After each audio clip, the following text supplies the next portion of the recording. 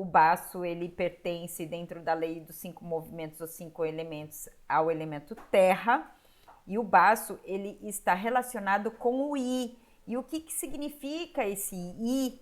YI, o que significa esse I dentro da visão oriental? O I ele está relacionado com a intenção, né? Então ele é responsável pelo estudo, pela memória do aprendizado, né? Então memorização, foco, concentração, está muito relacionado com essa parte do baço, né?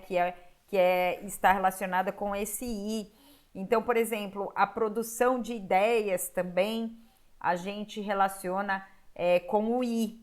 E qual que é a emoção, né? Qual que é o estado comportamental, mental e emocional que o nosso paciente apresenta quando ele está com desequilíbrio do baço. O paciente ele se apresenta muito preocupado, ou seja, ele se preocupa, ele acaba tendo um comportamento muito preocupado em relação às coisas. O paciente ele acaba tendo dificuldade na reflexão dos assuntos, né?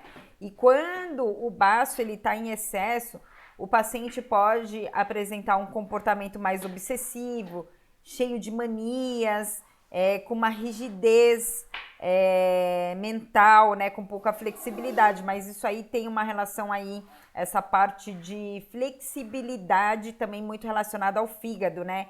Então ele vai ter preocupações excessivas, ideias fixas e ele vai ser assim metódico, ter uma tendência à rotina quando ele está com essa energia em excesso. E quando o paciente tem essa energia em deficiência, o baço em deficiência, ele pode se apresentar mais esquecido, ter dificuldade em ter foco, concentração, em ter memória de aprendizado, pode se ficar mais distraído, ter mais lapsos mentais, um trabalho intelectual numa qualidade mais ruim, né? Ele tem ausência de desejo e ele pode também apresentar ansiedade.